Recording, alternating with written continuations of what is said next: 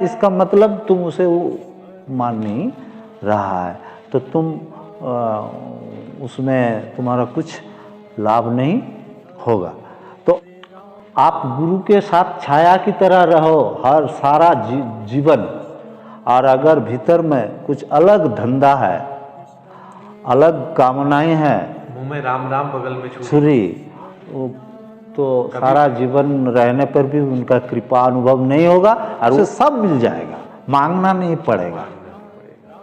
क्या पता, कहते हैं कि गुरु के सामने जब भी जाए तो कुछ तो ऐसा हुआ, अचानक मुझे ऐसा अनुभव हुआ, कुछ प्रकट हुआ, रात में नींद नहीं, घोर घोर जैसे बैठते ही एकदम लीन हो जाता था। उस समय का अनुभव इतना हुआ था। फिर और 2-4 दिन स्थित तिष्ठति, भ्रममायन सर्व भूतानि यंत्रारूढ़ानि माया, ये गीता में है। ईश्वर सर्वभूतानि हृदय स्थित तिष्ठति। हरे राम हरे कृष्णा हरे कृष्णा कृष्णा हरे हरे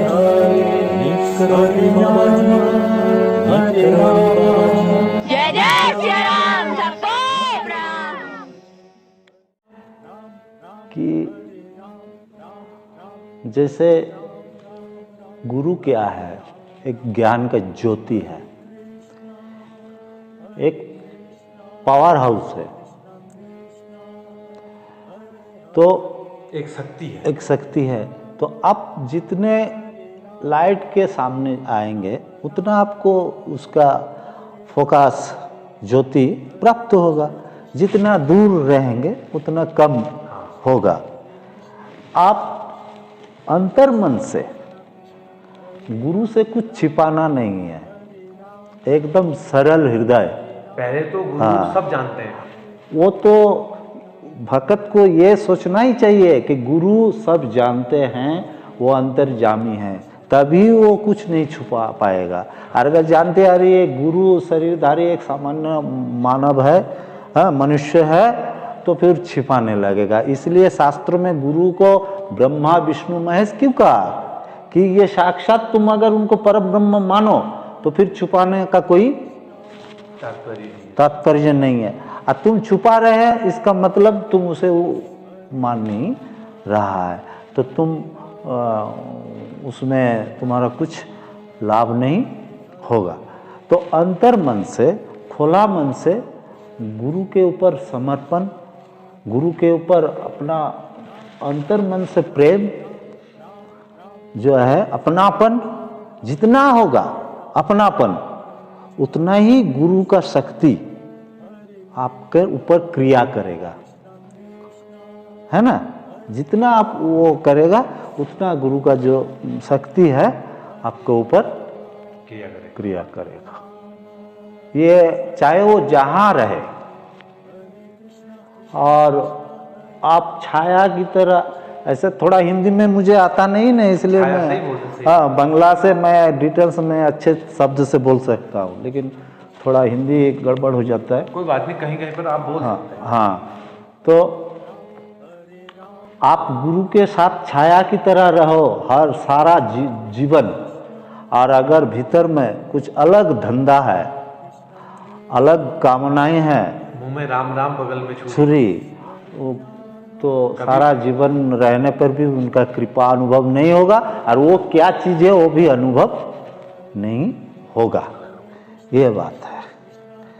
तो जैसे रामकृष्ण परमहंस के साथ उनके भागने बोलता भांजा, हृदय सारा लाइफ रहा था, लेकिन कुछ फायदा नहीं हुआ, अंत में उसे वहाँ छोड़ना पड़ा, क्योंकि वो रामकृष्ण परमहंस का ज्ञान नहीं चाहिए था, उनका भगत लोग को जो भेंट देते थे वो उसका चाहिए था, रुपया चाहिए। हाँ, इसीलिए उसको दान चाहिए, दान चाहिए, सम्मान चाहिए, जस चाहिए कि हम उसका भांजा है, हमसे परमिशन लो तब उनको दर्शन मिलेगा, ऐसा करता था। इसलिए वो लास्ट में वहाँ से हट गया, परमहंस जी उनको हटा दिया, कुछ फायदा नहीं हो।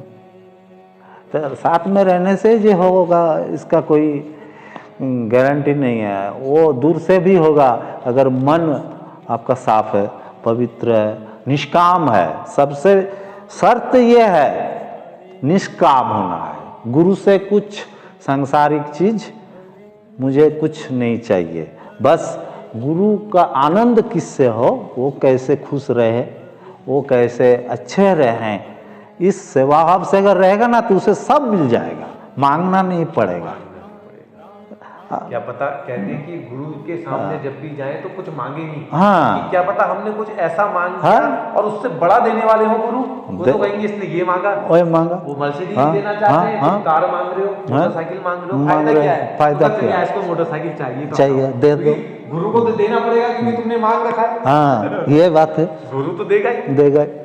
इसीलिए और मुझे क्या, मेरे लिए क्या मंगल है मैं थोड़ी पता है। मैं जो मांग रहा हूँ उसे खतरा है, उसे मेरा हानि है, इसलिए उसी ऊपर छोड़ देना चाहिए कि आप जिसे जैसे मर्जी हमको जिससे रखें वैसे शिकार है, परंतु हम आपकी सेवा में लगा रहे हूँ, बस यही कामना है, तब उसको बेड़ा पार हो जाएगा। तो उस क्वार्टर में मेरा मन बहुत यह हुआ कि ये लोग बहुत कष्ट में है।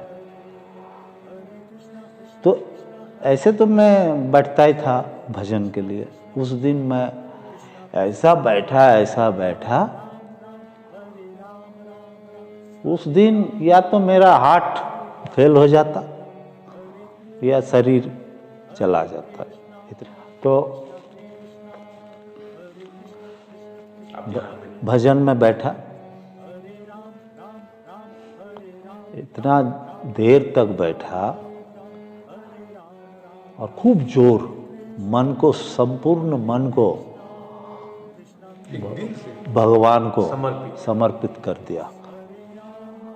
तो ऐसा हुआ, अचानक मुझे ऐसा अनुभव हुआ कि कुछ प्रकट हुआ लेकिन दिखाई नहीं दिया, लेकिन हुआ। यह पूरा अनुभव है और वो मेरे ऊपर प्रभावी हो गया और मैं बैठ नहीं पाया, मेरा शरीर कांपने लगा और मैं गिर गया और आंख से धारा बहने लगी और भीतर हलचल होने लगा और अब मुंह से आवाज रोने का शुरू हो गया। और ये जिसके घर में था वो दोनों किचन में था। मेरे आवाज़ सुन के वो लोग भागा आया, देखा मैं नीचे पड़ा हूँ और छटपटा रहा हूँ, आँख में धारा।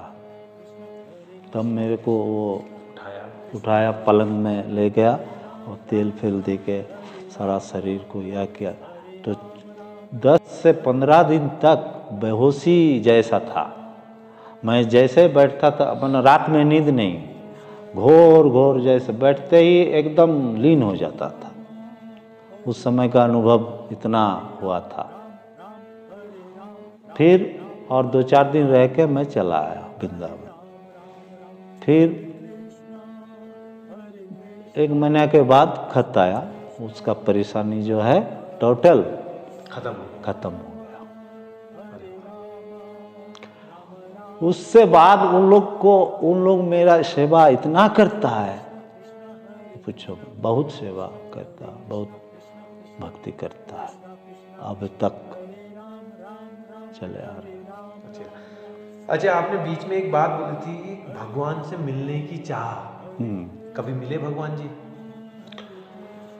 भगवान मिले हैं, लेकिन मैं जैसे मिलना चाहता हूँ वैसे नहीं मिले, वो उस रूप से अभी तक नहीं। अच्छा, आप कैसे मिलना चाहते हैं ये भी बता दीजिए, और कैसे मिले हैं ये भी बता दीजिए। कैसे मिले हैं, जैसे ये मेरा प्रत्यक्ष है कि गीता में जो श्लोक है, ईश्वर सर्वभूतानां हृदय स्थित तिष्ठति, भ्रममायन सर्व भूतानि यंत्रारूढ़ानि माया, ये गीता में है। ईश्वर सर्वभूतानां हृदय स्थित तिष्ठति, अर्थात भगवान ईश्वर सर्वभूत में, हर जीव में, हृदय में स्थित है। ये तो गीता में है और भी शास्त्र में है। लेकिन ये सिर्फ बातों की बात नहीं है। ऐसे तो सभी बोल देता है बातों बातों में, अरे भगवान तो यहाँ है, अरे भगवान तो यहाँ है। माँ भी बोलती है कि तूने खा लिया, मैंने खा लिया। खा लिया, लेकिन होता अब बाहर में क्या रखा है, भगवान तो यहाँ है, कहाँ वृंदावन कण-कण में है, भगवान। कण कण में भगवान। हाँ मंदिर। ये तो बातों बातों में है। उस समय हम लोग भी बोलते थे, लेकिन कैसा है, किस तरह है, उसका अनुभव कैसा है, ये मुझे पता चला संपूर्ण रूप से कि यहाँ है। कैसे अब वही तो मुश्किल है। बताना मुश्किल है। अब क्या बताएं, वो तो ये भाषा का दायरे में नहीं आता है।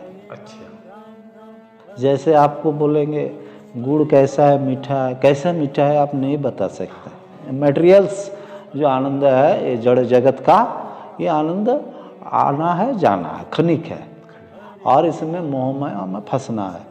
आनंद के बाद इसके कष्ट है, दुख है, जाला है, और ये आनंद ही वैसी जगह मिल गया जैसा मुझे चाहिए था। इतने सालों से वहाँ हूँ पुरुलिया में, लेकिन वो सब जगह मुझे पता ही नहीं था। तो उन्हीं के आश्रम में रहा करते थे। नहाने के लिए एक नदी है वहाँ से करीब 7-8 किलोमीटर दूर, और नदी के उधर जंगल है, तो नहाते समय उधर रोज देखता था। और सोचा, बोल रहा है कि अरे ये माओवादी तो नहीं है, जंगली क्यों चुन रहा है, भजन ही करना है तो थोड़ा इधर हटके करना है, एकदम बीच